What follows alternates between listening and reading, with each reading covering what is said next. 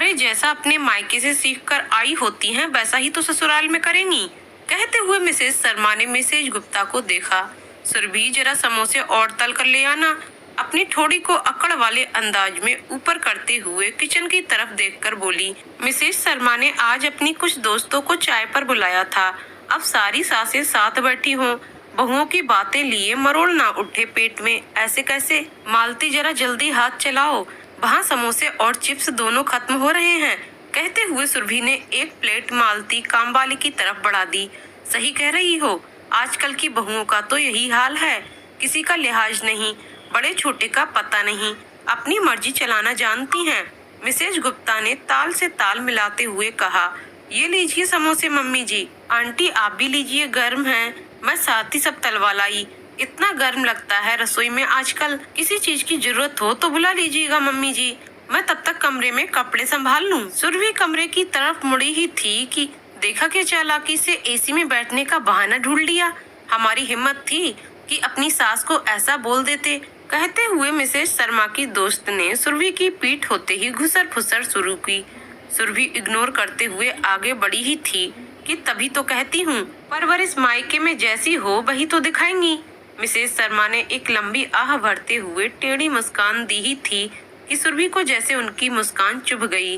Mrs Sharma अपनी बात कहकर जैसे आश्वस्त थीं कि सुरभि उनकी दोस्तों के सामने उन बात को अनसुना करके चली जाएगी। अक्सर सुरभि यही करती थी, जो भी बुरा लगे उसे मिसेस शर्मा से अकेले में बोलती थी।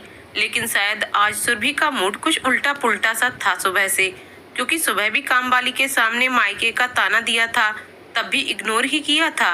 पर शायद अब बात उसकी परवरिश पर आ गई थी, वो भी सबके सामने।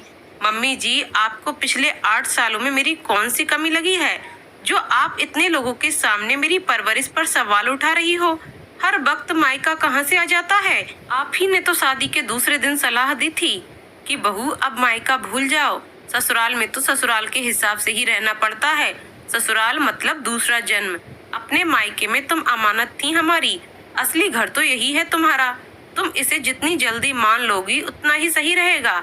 मैंने तो कभी भी अपने मायके की कोई बात नहीं रखी उस दिन से। नहीं, सॉरी, मायके की बात रखी ना, कि आपने जो कहा वही किया। सेवा की, घर संभाला, आपको कभी किसी काम के लिए उठने नहीं दिया, क्योंकि ये सब मेरी माँ ने सिखाया था। लेकिन ससुराल की परवरिश भी तो कोई चीज होती है ना माँ जी। आपके सामने एक पैर पर इसलिए नहीं खड़ी हो सकती क्योंकि ससुराल की परवरिश में ये सीखा नहीं। अब देखिए ना, दादी सास इतने बुढ़ापे में भी अकेले रहती हैं। अगर 4 दिन को भी यहाँ आ जाएं, तो आप उनसे सीधे मुंह बात नहीं करती। जब आपने मुझे एक पैर में खड़े होने वाली परवरिश नहीं दी तो मैं कैसे करूं? अभी मैं जो अच्छाई में जी रही हूं ना, वो मायके का है, वरना ससुराल के हिसाब से चलूं तो आपको यहाँ होना ही नहीं चाहिए था। वैसे ही जैसे दादी माँ यहाँ नहीं रहती हैं। हाँ जी आंटी जी, वो मायके का है, वरना ससुराल के हिसाब से चलूं तो आपको यहाँ होना ही नहीं चाहिए था। वैसे ही जैसे दादी माँ यहाँ नहीं रहती हैं। कम से कम आप तो परवरिश की बात ना ही करें। हाँ जी आंटी जी, कहते हुए मिसेज गुप्ता की तरफ मुड़ी।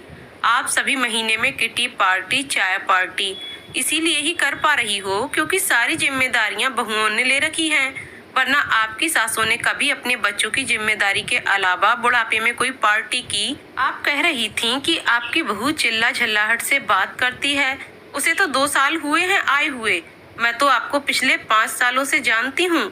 उसके आने से पहले कौन से आपके घर में सुकून के फूल बरसते थे? आपके घर से ऊंची आवाज में शोरगुल सुनाई देना रोज की बात थी। ये तो यहाँ पर सभी जानते हैं। अब अगर आपकी बहू भी आपकी तरह हो गई है तो कुछ जिम्मेदारी आपकी ससुराल वाली पर्व के बाद एक बेटी के रहन सहन, इच्छा, हंसना बोलना, आदतें सब भूलने की सलाह देकर एक बहू के रूप में उसका पुनर्जन्म कराकर हमें अपना माँ बाप की तरह मानो, ये कहकर तो बच्चों को माँ बाप की तरह ही होते हैं। फिर हम जिस घर के हो जाते हैं वहाँ का सब सीख लेते हैं। आखिर इंसानी फितरत है, जिन लोगों के बीच रहता है इंसान वैसा ही हो जाता है। पूरा जीवन आपके घर में रहकर आपका रहन सहन के अनुसार अपने को सालों साल ढालने के बाद हमारे स्वभाव के लिए हमारा मायका आजन्म जिम्मेदार क्यों? कुछ श्रेय अपनी परवरिश को भी दीजिए, ससुराल वाली परवरिश को। कहते हुए जैसे सुरभि ने उस मानसिकता को चोट पहुंचाई थी जहां हर चीज के लिए मायका बीच में आ जाता है।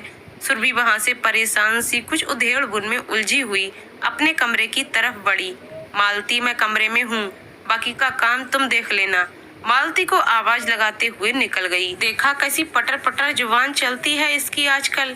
खुसर फुसर अब भी बरकरार थी। दोस्तों, क्या आप भी इस संकीर्ण मानसिकता से जूझते हैं जहां उम्र भर ससुराल की दहलीज के अंदर अपनी जिंदगी को ससुराल के अनुसार ढालने के बाद नाजों से पली बेटी के सफर से निकलकर सबके नखरे उठाने वाली बहू के किरदार में ढलने के बाद सालों साल रहने के बाद भी उसकी किसी भी भूल चूक या व्यवहार का जिम्मेदार मायका हो जाता है। अपना पक्ष अवश्य रखिएगा। दोस्तों, आपको कहानी कैसी लगी कमेंट करके जरूर बताइएगा। कहानी पसंद आई हो तो वीडियो को लाइक शेयर करें और चैनल को सब्सक्राइब करें। वीडियो को पूरा देखने के लिए बहुत बहुत धन्यवाद।